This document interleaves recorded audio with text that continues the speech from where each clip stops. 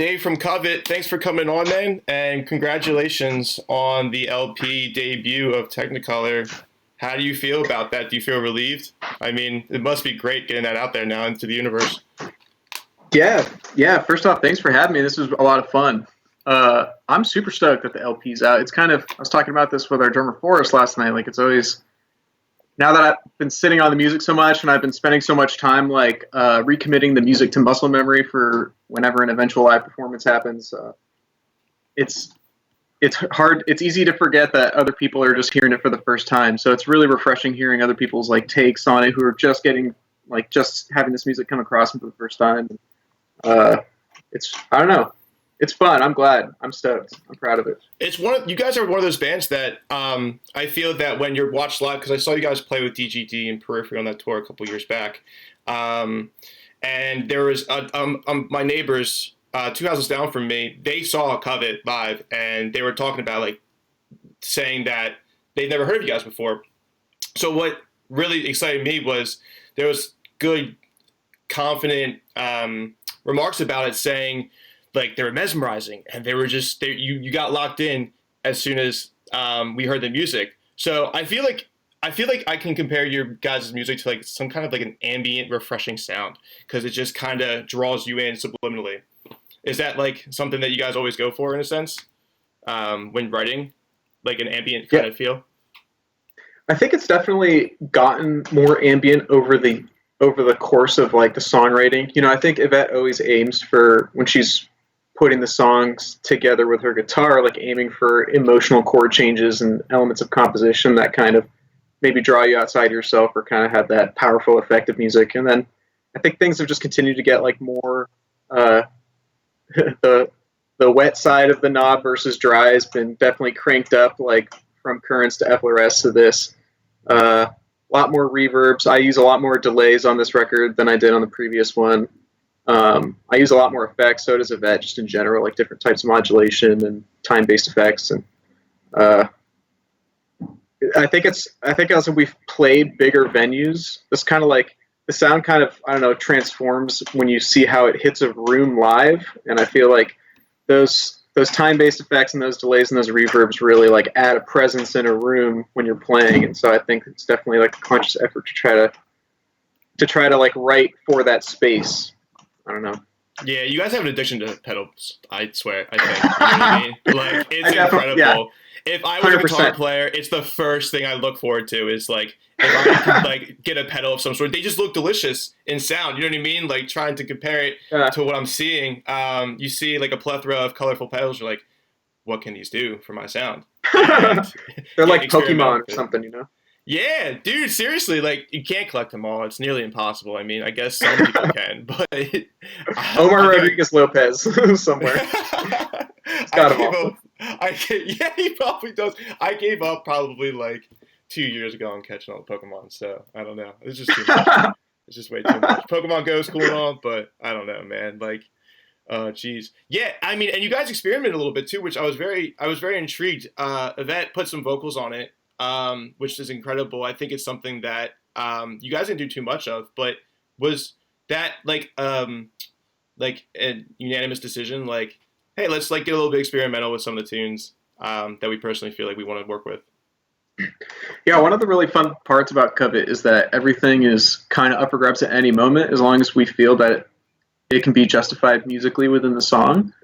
And so there's always kind of that open-minded, experimental approach when it comes to these things. So when Yvette came to Forrest and I was like, hey, I have these riffs and I think there's enough space for me to put a vocal on them, and I hear something kind of immediate, you know, and she would give us, like, a little demo of it, and we're like, oh, that sounds awesome. And, you know, we're both fans of her voice because, you know, going back to her solo music, it's like, it's been a thing that, you know, I've known. The very first time I met her, I saw her play pre-acoustics EP1 stuff at a place called the X Bar in Cupertino, California, and she was doing vocals and she had an awesome voice. So I kind of know her as, like, a vocal artist. So when she came to the idea, it's like, oh, I'm thinking of introducing vocals on this. It's like, cool, you know, I'm open for it. I love vocals.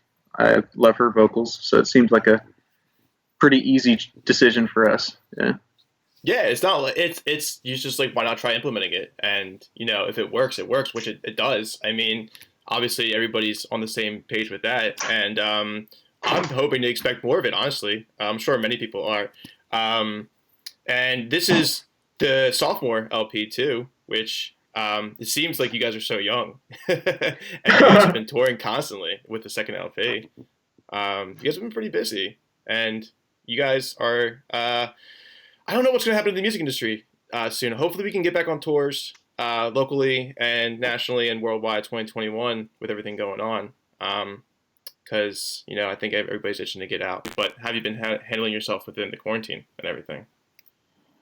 Well, yeah, we have had a lot of good fortune in this last year, like with all the touring, and I think the pandemic is a very scary thing. I think just for the people in society who are susceptible to death from it, including people I love and I care about. So I think I've been very fortunate. I think we've all been very fortunate since finishing the record, and we kind of had shows planned for March and April and May and June. And those all got moved, but honestly, I don't think any of us are really upset about it necessarily because we understand that it's for the greater good. Mm-hmm. And I think, luckily, this is the first time I've had this kind of time off, I guess, since probably I finished college. So I feel like this is now I have all this music to recommit to muscle memory and everything. So for me personally, I've been very lucky. I've been very fortunate to kind of live in a really nice place and get to basically just kind of play music every day for the last couple of months. So I have a very unique experience through this whole thing in that regard. No, very lucky. That's good. Some people don't have that outlet. And hopefully, people are doing their best to stay safe even during unprecedented times as well. I just hope the best for anybody who is going through this. I'm always asking people nowadays, honestly, hey, have you been? What's going on? I mean, I went to a friend's barbecue recently just for 5 people in general, and they all have jobs and such. His wife is a physician's assistant. She's not working on the floor of COVID.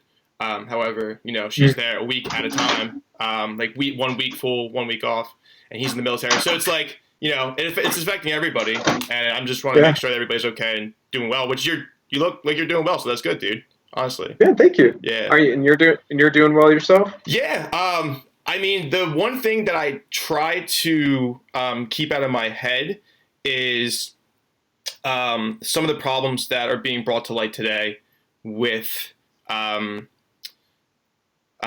just situations that I can't control. So I don't want to let my anger get to it. But if I can at least speak out about it comfortably in a very mature manner and try to have other people understand what the topic is about, then I feel a little bit more at ease, which is why I'm glad I'm having these conversations with people. So yeah, I'm doing pretty well. I appreciate you asking.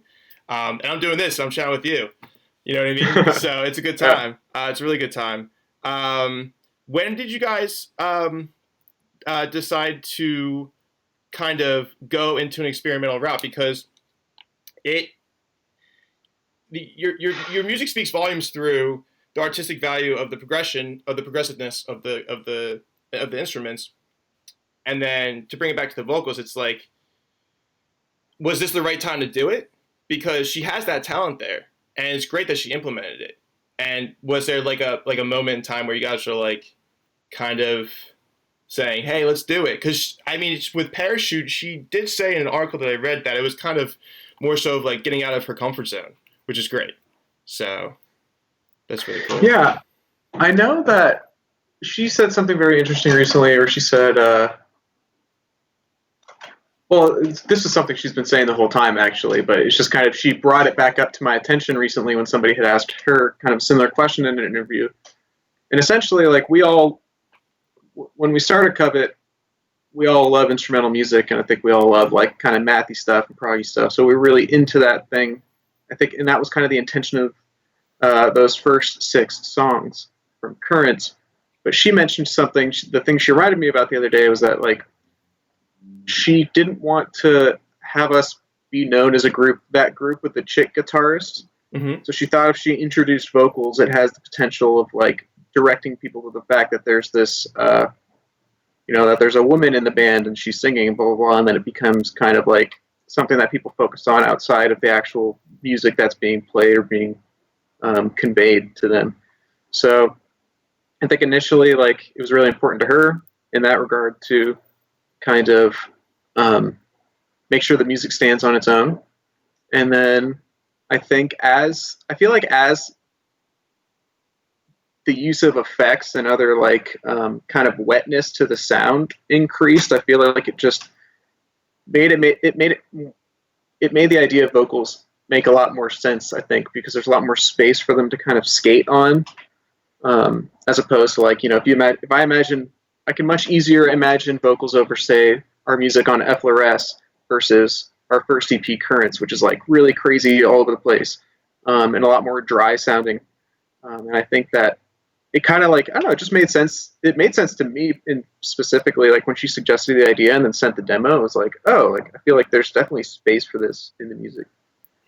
Yeah, that's really sweet though, because like I just love when bands experiment in general, because that might lead into something greater, and that's a great reason for her doing that.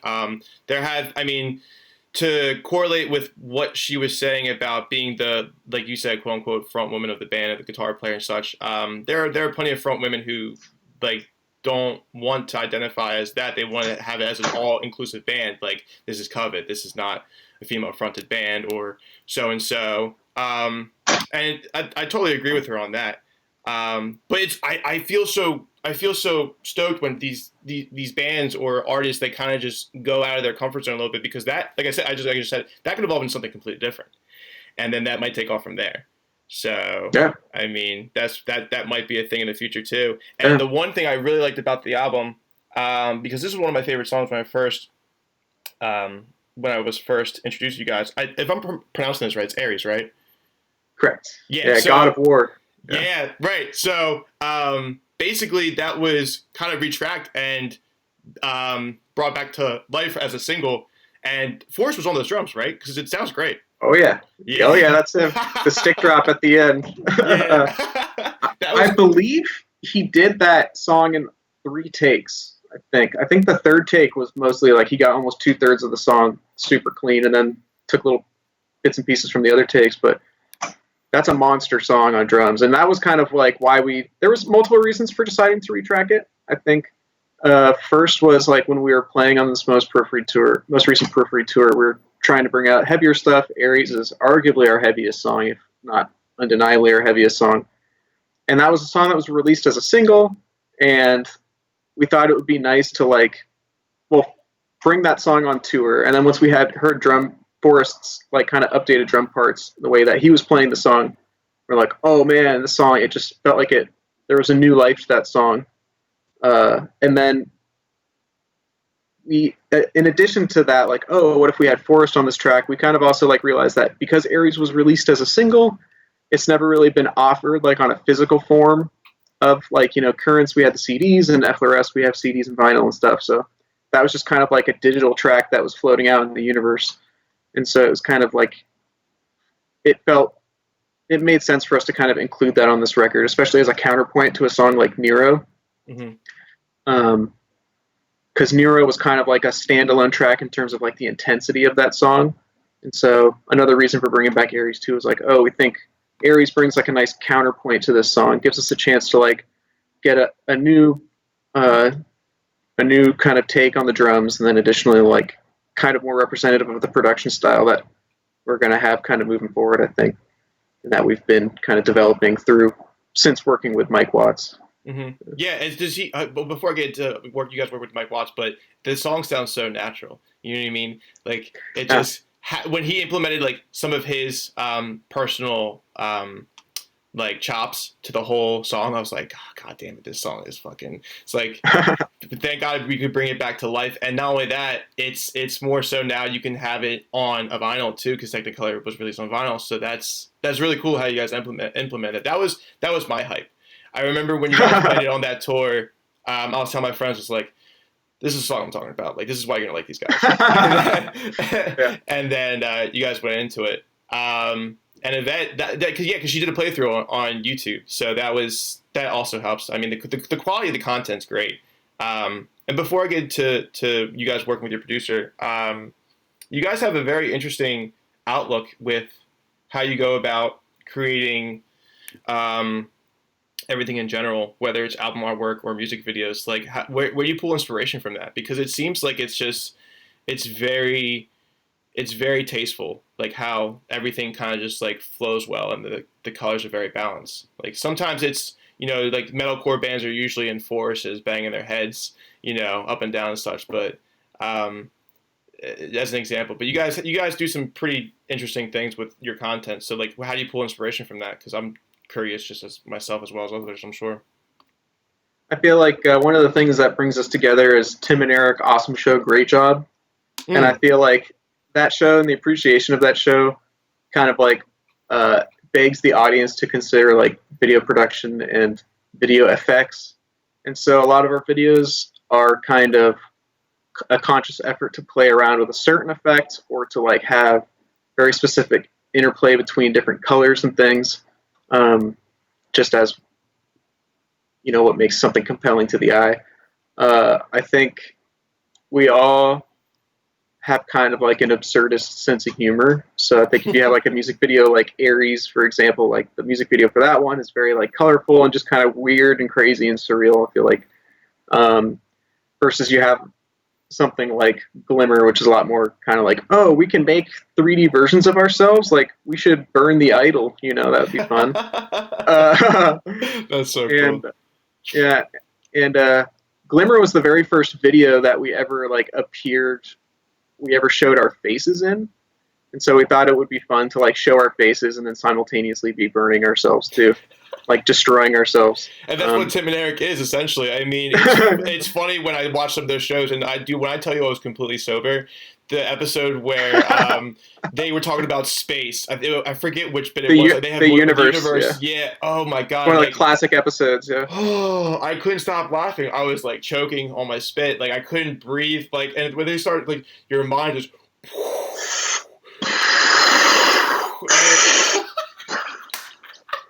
Dude, I can still think back to it. It's like that dry sense of humor gets me going. It kind of reminds me of like, I don't know, like Monty Python and the Holy Grail. You know what I mean? Yeah. If you imagine your hand, if you imagine the universe as your hand, you'll see here that we have Tittleman's crest, and well, it's not a bowl. That was like so genius. Sorry to cut you off, but they're like. Yeah. They're genius. That episode is so good. Oh, I used to know most of the quotes from that episode in particular, because there's also the prices skit where it's like, we have come down to Eric's premium European prices where we have $19.99 for $20. It's so that whole ridiculous. Bit is so silly. It's so silly, and like I said, it's just the dry humor really gets me because it's so ridiculous and so far fetched. You're like you understand where they're coming from for it. It's like, God, that's so good. Tim and Eric is like, it's like the visual equivalent to like Terramelos or something, where they give you a lot of tension and then they just every once in a while give you this resolve that's just like, blows your mind. So good, so funny. Oh, I hope they keep releasing episodes. I forget what I was gonna say. It was just, dude, when I saw that. No, you're cool. You're cool. I didn't have my coffee today, like I said earlier before we started. I was like, man, I need to get an espresso machine so I can just shoot one into my body, and then that's it. I think I'll be good for the day. Get jacked into the Matrix, man. Red pill or blue pill? Both. I don't know. Espresso pill. Espresso pill. It's just like a dark brown. It's like, yes. Start with that, and then we'll decide red or blue pill. Yeah. I haven't like that show is just completely incredible. I haven't really seen anything like that in a while. I mean, the Eric Andre show kind of has similar vibes to it with how nutty like the dialogue is and everything. When things just like that's when people like start just when he starts breaking shit. That's where I start losing it. I think that's why I think it's so funny. Or before I'll say this real quick and then we'll go back onto the album. But like, did you see the one where he went to an Alex Jones like rally? And he goes to the Republican National Convention. Yeah, I was just talking about that with my old roommate the other day. Like, that is one of the most legendary bits of all time. He's like, "Here's the key to my hotel room. Go have sex with my wife." We're a couple. We're a couple. He's got like this long on Bruce Stan trying to talk to Alex Jones. I think he got like maybe 20 seconds to talk up there on the podium. Like, I want everybody here to fuck my wife, please. I'm a liberal cuck. It's so good, dude. So it's legendary, dude. That's a legendary bit. And I think like 2 weeks later, I'm probably bullshitting, but I hate bullshitting. But soon after, Alex Jones was on the Joe Rogan podcast, and then he really went off. Oh my god, yeah, that show's incredible. He's a nutty person. So that's where you get. So for Tim and Eric, that's where you guys get your inspiration from. Like, I never even like correlated it together, but that's pretty ingenious. You know what I mean? Like, that's something that's fascinating. And when you guys go to record your music with your producer, does he act like another member? Like, is this like your go-to guy? Some bands go to the studios and they really kind of want to produce it themselves in a sense and like just move forward with it, or they have an engineer that kind of just like experiments with things. Or some bands have like we, the band that I was in for our album, we actually had our fifth member basically trying to like not restructure songs, but give us reasons to why we should kind of go about things. Like, did your producer act as a fifth member or a fourth member in a sense? Kind of. He definitely has he has a huge part in how the finished product turns out. I would think that like the one thing that's really cool about Mike is that like he's a really great ear for how to get the most juice out of something that's existent. So he doesn't he hasn't ever really changed or rearranged the songs in any capacity. He's really good about just like, okay, this is the song as we want it, and the parts are roughly there, and it's kind of like how to maybe solidify the arrangement more soundly, or like especially in the mixing process, he really makes the music come alive. I think on FLRS, the first time we worked with him, he was definitely, we came to him more as like that kind of like extended member of the band. And I think when it came around for Technicolor this time, some of these songs we had played out live so much. And I think in general, Yvette and I in particular, like, I guess speaking from a strictly like effects sense, had gotten a lot more confidence in terms of knowing exactly what kind of effects we wanted. So this time, Mike was definitely instrumental in like helping smooth out elements of the songs. But we came in there with a lot of intention, I think, as well. So it was a really fun. He's just got an insanely awesome ear, and Frank as well. Frank Matertona, who works there, and they're both awesome. They're badass. They're seriously excellent musicians and excellent engineers and producers. And Mike's a killer mixer. I love when there's always an extra like an ear for producing, especially when you record the album, because they might hear something that you don't, and then implement that to kind of just like you said, like smooth out some of those sounds. And you're probably like, oh shit, like, that's incredible. Like, let's do that. Like, yeah, they have great ideas, like fresh, great ideas regularly. It's like, I think as a musician, as you know, it's like when you're writing your part, you get so lost in the muck, the minutia of it. Sometimes you have a hard time pulling away, and it's really nice to have somebody with a trained musical mind to kind of come and reanalyze that from a fresh perspective and like help you see the spots that you might be blind to, I think. Interesting. Do you guys... I mean, since you like, speaking of experimental, like, do you ever think of getting like a 5-string and implementing that into your music? Like, you know what I mean? I have thought about that. I played a 5-string back in college for a while. I had it strung with a high C, which is actually something that I've been reintroduced to by my buddy Mike Schuler, who lives out near Mike Watts. He's a killer bass player. He plays on my buddy Forrest, his solo project Wolfie. He's a bass player on that music, and he plays the 5-string with a high C, and I think if I were to do a 5-string in the context of Covet, it'd probably be a high C on there, just to kind of like spell out a little bit, get a little bit more wealth of options in terms of chords and stuff. Yeah, that makes sense. No, I was curious about, because like when I see your playthroughs, they're like 4-strings. I'm like, that'd be pretty interesting if like Yvette moves to 7 or. You move to 5. Like, I don't know. I think it's just endless with that kind of music that you guys write too. I think I definitely like to experiment a lot with pitch shifting. So that's definitely something that became more prevalent. There's almost no pitch shifting on Currents versus FLRS, and there's even more on it now. So it's like kind of in lieu. When I played football in high school, I got like a wrist injury, and it kind of like sustained with me. And it took me a while to learn good technique to like reduce pain from that. But once I figured it out, I found out that it was best for me to stay on 4 strings because it just like it reduces the opportunities of me to tweak my wrist, especially when I'm playing live and like moving around and shit. Yeah, for sure.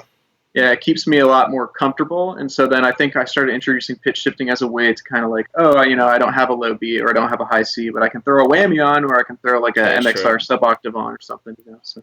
Yeah, that and like any little subtle difference can completely impact an entire song too. So like if you did throw in a whammy or something, that that could get in the way in a sense. But I mean, if you're moving around such, like you don't wear it too high, like you wear it kind of like down the low. I've seen guys like kind of put it up to their chest or which looks to me uncomfortable. But like it seems like you have pretty good reach. It depends on what kind of music. There's also people who can wear it super low, like my homie Scott Nelms. He has super long arms, but he can wear his guitar like almost down to his knees. No way. It's like full Jimmy Page status, I think that's pretty badass, but that would crush my wrists. Yeah. What did you play? Were you a corner or I was tight end. Tight end, and you did that all throughout high school.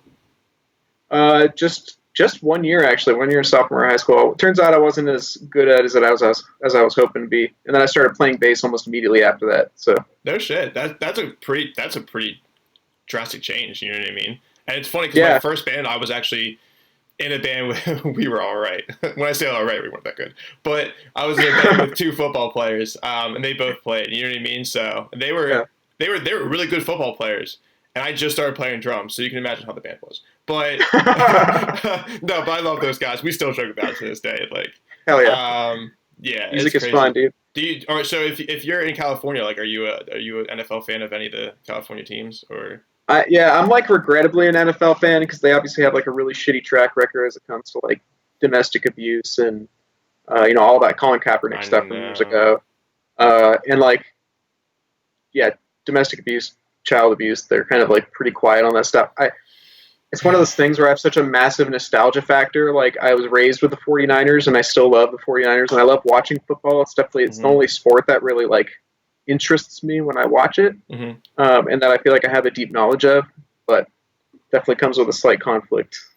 Yeah, unfortunately, because I'm a Philadelphia Eagles fan. When we had Michael Vick come into our franchise, but how ironic is it that with what Colin Kaepernick stood for, that the discussion wasn't even around what he was protesting for. The discussion was the discussion was around the flag. And now that we have everything going on with George Floyd, I think it's because for what I saw a way of protesting to get his message and his whole the way he was trying to bring up the problems and get attention for it because that's the right thing to do. I mean, but apparently there's no right way to protest. So I don't want to get too heated about it because I get pissed off and shit. It's bullshit for sure. Yeah, especially as a person, as a Niner fan, I actually really liked Kaepernick as a player too. I think his offensive coordinator, Greg Roman, in his 4th and final season, tried to make him into a quarterback that he wasn't, I think, ready to be just yet. So it kind of nerfed his stats, and then I feel like that gave him the team a reason to drop him. But he was a really good player. He was an awesome quarterback, and he was, I obviously agree with what he was protesting, and I do agree he got shat on with like a distracting alternative narrative that kind of got spun to make it go away. Yeah, absolutely, 100%. He was blackballed, for sure. Everybody knows it. Oh, for sure, yeah. And I agree with what he did, and the argument that I would have all the time with anybody was, it's the flag, it's our veterans and this and that, and blah blah blah. And I don't want to get too much into detail because, like I said, I get heated.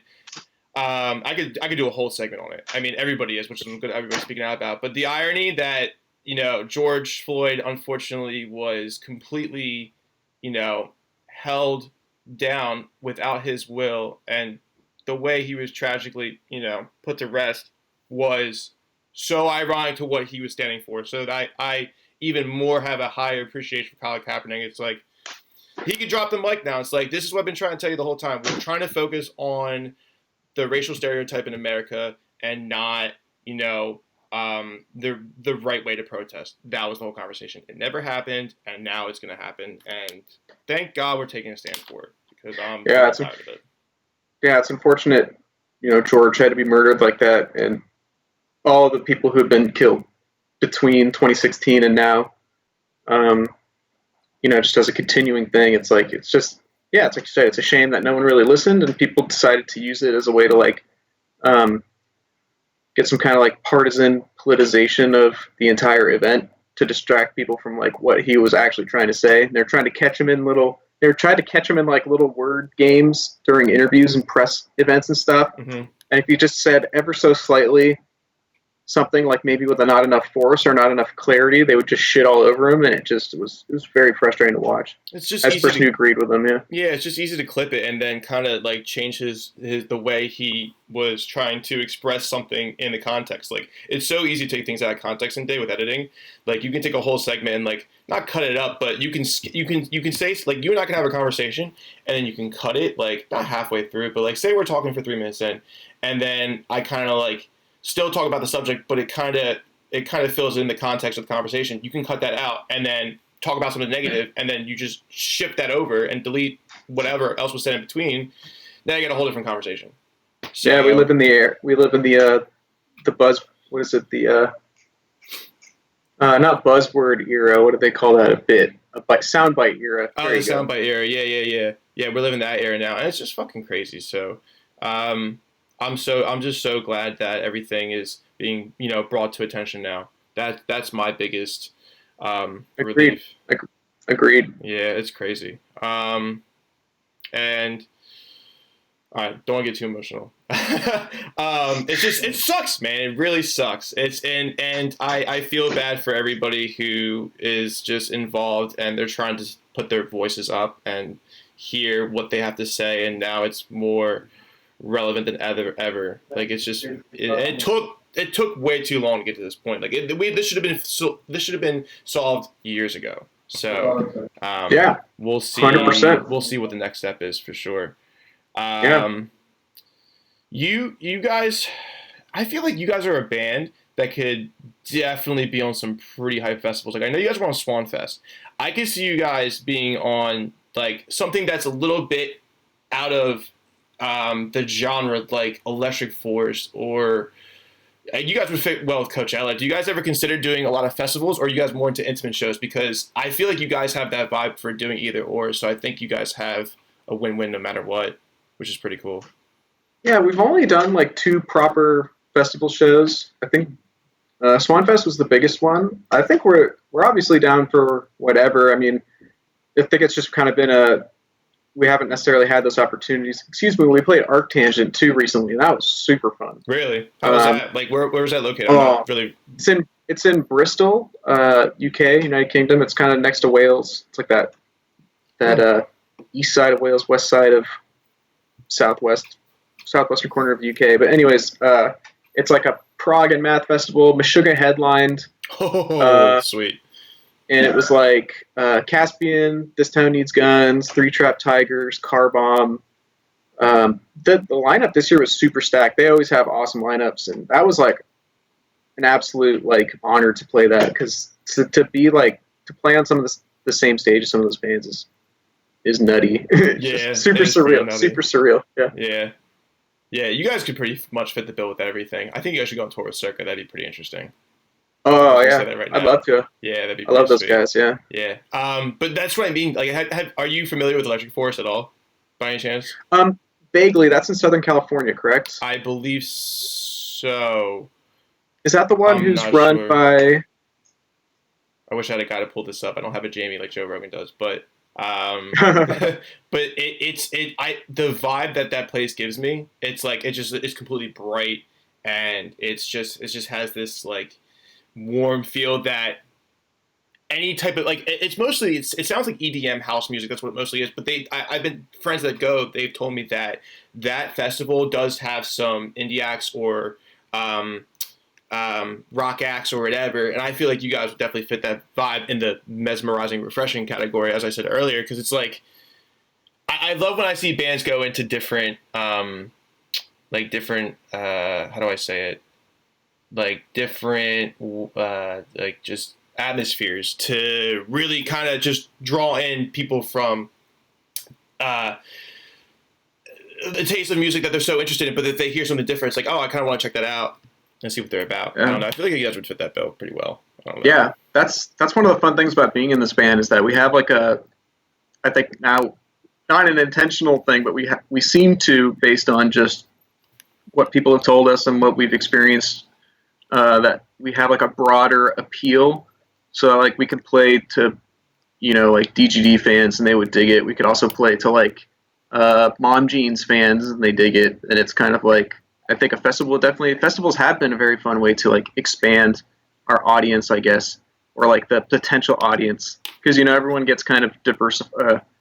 The music scene is, I guess for a long time, especially like since the digitization of music and music distribution, I think has gotten so fragmented that like I think people kind of stay in there, and especially like in the Internet 2.0 era too, where we have all these AI algorithms that like give you exactly what you've been listening to and just kind of slightly reorganized. I think it's hard for people to experience music that they might not normally consume. Yeah. Maybe that's. No, go ahead. I'm sorry. I wonder how much of a thing that's always been, like how much the fragmentation of different music genres has been like prevalent, regardless of like 60s, 70s, 80s, 90s today. Yeah, that'd be an interesting thing to talk with an expert about. And then taking like influence, like some bands like take influences from other genres and then like implement into their sound. So it's kind of like cross genre ish kind of stuff. So, but it's. I haven't gone to too many festivals. I mean, Warped Tour was always the thing I went to, or Self Help, or there's a couple other festivals around here. We have Firefly, but that is the one thing about good about your band. I think you guys can fit anywhere in general, which is great. It's just something that a lot of bands can't do. If you're in a pop punk band, it's really hard for you to kind of, go to different kind of I want to say like festivals or shows and such. Like I can't hop on a metal tour. Like the lineup, different audience. Yeah, different audience. Like the lineup for you guys was DGD, Don Bracco, Covet, obviously you guys, Hail the Sun, Periphery, and everything's very progressive, but everybody has their own niche. Pretty fucking cool in my opinion. Like, yeah. DGD has had some really awesome bills since I've been keeping track of that the last like 3 or 4 years. That's and you guys really good taste. You guys had you got what? Who was it? Philip from Caspian. You guys had him feature also on the album too. That was pretty cool. We did. That was fucking awesome. We had met Phil several times. The most recent time we had run into him was at Arctangent. They played on the same stage as us, but a day later in Yvette and I watched his set from side stage. Their set from side stage. And we're kind of chatting with him a little bit, and he lives in Boston, like Boston area, and we were recording on Long Island, so he actually drove down to come. Yvette had like, oh, we have a song that's kind of like post-rocky, crescendo-y type thing. It would be really fun if you want to put a guitar part on it. And he's like, because she was trying to do this tremolo guitar part, and she's like, we should just have, if Phil's down, like, tremolo picking master. So he came down and he like pretty much on his first take, like over the song, wrote the part.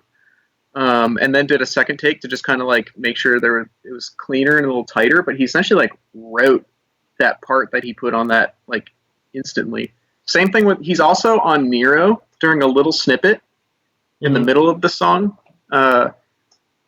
We were showing him the music to like say, to give him an opportunity, like, oh, like listen to what we think you might sound cool on. And he was like listening to it. And then we showed him Nero because it was going to be the single. And he's like, that part that he ended up playing on, he like heard it go by. He's like, that right there, I got to play on that. Yeah, please let me get that part. For the love of God.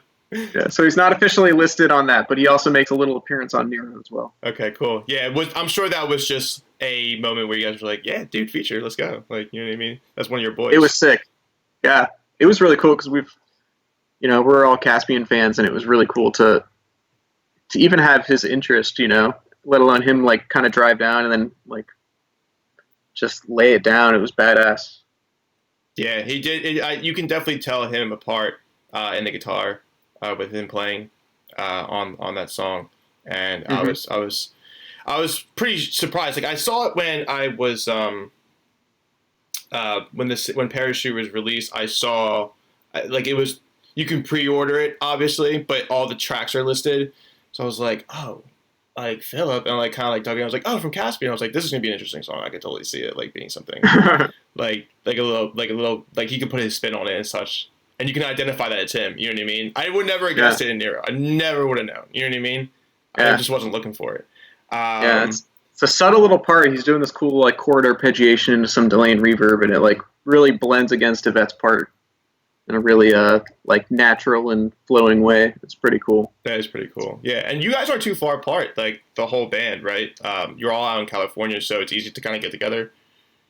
Yeah, well, our drummer Forrest lives in like kind of near San Diego-ish area, so Mhm. he's a bit of ways away. But we usually rehearse by either him coming up here and rehearsing at my house, my parents' house, or us going down to him, and he has a practice space out in Carlsbad. So um, we try to get together as much as possible. We haven't gotten to get together as much recently, obviously, because of shelter in place. But Yvette and I live about 10 minutes away from each other. So we see each other from time to time. Yeah. It's awesome, yeah. It's very nice. Basically a 30-minute walk away, 10-minute drive. Yeah, that's what I mean, because some bands, it's cool when they do webcam kind of rehearsals and such, or you're setting tracks back and forth via production, whatever interface that you use. But the convenience of being so close to each other is gotta be the way to go, in my personal opinion. I think because the band that I'm in, like we're a little far apart. We're like 45 minutes to an hour drive, which we would only do it once a week. But it still is exhausting. You know what I mean? And they usually come to me, so I don't know. Yeah. I don't know why. It's 3 guys in Jersey, 1 guy in PA. Yeah. I should have kept going, but we had nowhere else to go. I actually had a place that we could jam to, so Yeah, I think that was just the the unfortunate series of events that occurred. Yeah, I was like, I wish it was kind of Yeah. backwards. Not gonna lie, I didn't mind driving. I didn't mind driving. Do you do most of the driving when you tour? Because I used to kind of drive a little bit. I do quite a bit of the driving. We hired a driver on this most recent tour, and he's fucking awesome, and it was a total game changer. Mhm. Yeah, I like to drive, so I do quite a bit of driving, but definitely like do our part. Everyone kind of trades around over time. Mhm. Yeah. Oh, you were just saying something a moment ago. When we write music together through Covet, Yvette like writes her whole guitar part and then she sends it to Forrest and I. And so, like, definitely, like, kind of like you were saying a moment ago, like people trading stuff, like that is definitely like that is a way to do it, and we do implement elements of that in the writing process. But definitely, when it comes to writing like rhythm section parts for the Covet music, it really helps to like get in a room with Forrest, because I feel like headphones and really good monitors, even they can't reproduce what it's like to like be physically playing the instrument with a drum kit, or like either a drum and a bass together, like playing one of those instruments, playing against it, and feeling how those vibrations hit in a room. Agreed. And like that to me is so critical for like understanding how like powerful the accents are, and how much I feel like when you're in a room you understand the groove of a part better. At least I do personally. So that's definitely like one element where it's really helpful to like be together in the writing process. And also for like I was saying earlier, like choosing effects and different tones and stuff, it's really nice to have. Yeah, you guys, I'm sure, have so many pedals to go through, but it's crazy that you have more sense of a feeling when you play live. I mean, I have no problem sending demos back and forth, but when we do rehearse, we're always changing something, because it's like, although we programmed it this way, or I programmed the drums this way, I would, like you said, kind of have that accent feel, have it resonate, all these sounds resonate against one another, and make sure that is like the final product before you take it into the studio, and then probably change some things when you get in the studio. But yeah, if it can function live, it can function in the studio, Yeah, for sure. Yeah, that's some bands, I hear great music. Very rarely do they sound like not great live, but it's out there. You just got to make sure that, like you said, if you play live, and I totally agree. If you play live, and it sounds good live, just take it to the studio and work with what you got, and find your producer. Man, that'd be so cool once you guys, if you go to a 5-string or whatever. And you're sponsored too. Is that a sponsorship that you have, or an endorsement from F-Bass? It is, yeah. Those guys are awesome. I was talking to them about a 5-string potentially. So who knows? Yeah, we might have a. I might just fucking blow out of my head, dude. What kind of led to that relationship? I mean, did they reach out to you, and then you kind of start testing them out? Yvette had met George Berlinetto from NAMM a couple of years ago, when she was doing a Strandberg demo. I think the F-Bass booth was pretty close to her, and she began talking to his son, who's like the head A&R guy there, Marcel. And then Marcel reached out to me, and we were kind of like exchanging music for a little while. And then when we were on tour a couple of years ago with Polyphia and Hail the Sun, we were going through Toronto, and they invited us to go check out the factory in Hamilton, Canada, which is like just 20 minutes, 30 minutes south of Toronto proper. And we were driving through the area, and we stopped over there one morning, and I got to try like all the different wood configs and all the different body types and all the different pickup combos and stuff. No way. It was super sick. And then they kind of mentioned that they were interested in working with me, and then I got on a big email thread with Marcel for like 2 or 3 weeks. He basically said like, yeah, make a custom bass. Like, how would you want this bass built for you? And I was like, oh my God. So I just had to do it. Cause like when I was first starting to play bass, I would go on this forum Talk Bass all the time. And there was always like 3 major custom shops that I feel like people would talk about. It was always like Fodera, Sadowski, and F-Bass. And so they always had like a really strong brand recognition in my mind. So once I got to like try their instruments and like meet the people, it was just like, oh man, it's a dream come true. I love that bass. Oh, it's like I'm my sure favorite bass. it's gorgeous, dude. What is it? Mahogany or maple or? Yeah, it's a Canadian maple, Canadian ash, I believe, center, and then mahogany wings, and then it's got a maple fretboard, and passive active pickups that are proprietary, stacked single coils. Has a coil tap option. It's just super fat. It's the bass that's all over. It's the only bass on Technicolor. So. Yeah. Wow. I never would have guessed that either. I thought you would kind of like shimmy around. Did Yvette and usually with drums, it's very well experimentation with drums. You can kind of change it up a little bit, but did Yvette kind of change guitars around while also doing that in the studio, or?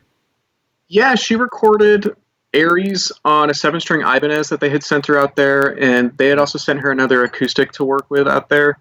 Other than that, I think she had 2 Talmans that she brought through. And Forrest used Billy Reimer from the Dillinger Escape Plan, lives pretty close to the Voodoo Studio, so he actually lent Forrest his Tama kit because they're both Tama artists. So that's the drum, the Dillinger Escape Plan kit on the record, which is pretty cool. That is pretty cool. Like, my mouth is I'm a fan, dropping. so I was like, yeah, me too. I'm a fan, so it was really cool. So I don't know. Billy's the homie. He's the sickest dude. I'm literally gonna listen to this album completely different now. Because like I do love that band, but like it's the same. Well, I'm gonna try to. I have a good ear, but it's not a producer's ear because I play drums, so my ears are a little shot. But what's it called? As a drummer, I'm sure you're here. The what? I said, as a drummer, I'm sure you hear if you maybe do a direct comparison to like a Dissociation, right? Is that the most recent record? Yeah, I believe so. But that's the thing. So I like if I do that back to back, yeah. But some people have really good ears. And they could just like hear a tone in a sense, and then be like, "Why do I know that?" The only thing I can do that with is like chord progressions, or how else? Like octaves, or some type of like interval relationships structure. Yeah, and once I hear that structure, I'm like, "Why does that sound like this?" And I pull it up, I'm like, "There's a little bit of similarity between the two, but not much." Like, so that's crazy. But on that note, I'm really stoked for you guys. This album is something that people I'm sure have been waiting for a while. One, because the last time you released an album, I think, was 2018. Mm-hmm. Right, 2018. Yeah, so a couple years, which isn't that long, but it's. When bands grow over time, they look forward to usually the sophomore or the 3rd album to kind of really bring everything in as an act. And the production sounds great too. Do you guys have, I know everything going on with the pandemic, it's put everything in a standhold, but do you guys have anything going on that you're planning to do in the near future? Whether it's a tour of maybe the headlining with this album with Technicolor, or writing something else, or getting more involved with something else? Like, do you guys have plans already for something? So whenever it becomes safe to open things up, we're definitely going to do a headlining tour on this music, and probably tour just in general on it for sure, whether or not that be like opening or being direct support for somebody. So that will happen as soon as we can make it happen. We're considering doing like a live stream show, maybe getting all three of us in the same room and like playing, and then trying to find a way to hook that up to an interface to get it to like decently live stream. Mm-hmm. So like a live stream kind of show idea. We're considering that for maybe July or August, kind of in lieu of not being able to play like a real actual show. But that's kind of something we're looking into right now. We're trying to figure out if it's like feasible. Yeah, that's true. Would Audio Tree be interested? I mean, you guys were with them once before, but I feel like they would welcome you guys. Yeah, they might. That's actually a good idea. We should maybe hit them up because they might like. I know that Chon recently did like a live stream that came out really well. I was talking to Mario the other day about, he said everything went really smoothly, so maybe I got to go investigate, ask what they did. But Audio Tree could be another. I know Audio Tree does like do recordings, and they help people record, not necessarily like in the confines of their Chicago area where they're from. So that's actually that's a good idea to consider. For sure. Yeah, and I don't see a lot of production companies out there or channels that have that quality like Audio Tree. Like a lot of they're people, excellent. Unless you're going to like NPR or something like NPR Tiny Desk, but I mean, I think that's more of like a more intimate atmosphere instead of being full production. They're super pro. Yeah, they're super pro too. Like I remember that when we did that back in 2016 or something. That was on our very first tour, and like that was by far the most professional thing we had ever like done before. I feel like when we got in there, they were so like they had their they were so on top of their shit, and everybody knew their job, and everybody like had a place to be in. Nothing was superfluous or inefficient. Like it was just a very well-run production. That's great. My friend Chris, he used to be in this band called Galactic Empire. It was like a cover Star Wars band. When he toured in Japan, he said it was nothing. He's seen anything like it. When they showed up, like from the bus or whatever, like all their stuff was already set up. Everything. Like they didn't even have to. I mean, they had a tune and everything, but the drums were in a line. Everything's ready to go. He said, I've never seen anything like it because usually you have stage crew throughout those tours or literally at the venue itself. So I was like, we need to implement that more in America. I feel like that'd be sick. If we subsidized our art, we may be able to do. Give us a break a little bit. We're tired from lifting all of our equipment. But yeah, what's it called? Yeah, no, Audio Tree. They always come out, and they're not very specific on genres either. Like they go all over the place, and to bring up that quality of what they do is fantastic. So that would be pretty cool. But I look forward to you guys doing that with a live stream. That would be pretty incredible. Dude, listen. This was a very refreshing conversation. I'm so glad that you came on to take your time out of the day. And again, congratulations on this album. It sounds fantastic. To you, Forrest and Yvette. I can't wait to see you guys live again. So we'll have to hook up or something. I don't know. We'll absolutely, yeah. Let me know if you ever come out to a show. We got you. For sure. Thanks for having me, man. This has been a lot of fun. Yeah, for sure, man. Congratulations again. Thank you. So I'm gonna go watch some more Tim and Eric real quick. Yes. Everybody in America should do that. Yeah. And They have a new show. I think it's Beef something. Beef. There's a new Tim and Eric show on Adult Swim, so go check that out too. Fuck just yeah, absolutely. Shout it out. I'm going straight to YouTube right now. So I'm gonna stop the stream and I'll talk to you in a little bit. But I appreciate it. I'll be talking to you soon. Thanks for everybody joining. Awesome. Your episode will go live on Monday on all streaming platforms and YouTube, so it's gonna be fantastic. So awesome. Appreciate it. Thank you. Appreciate you having me. I'll see you guys.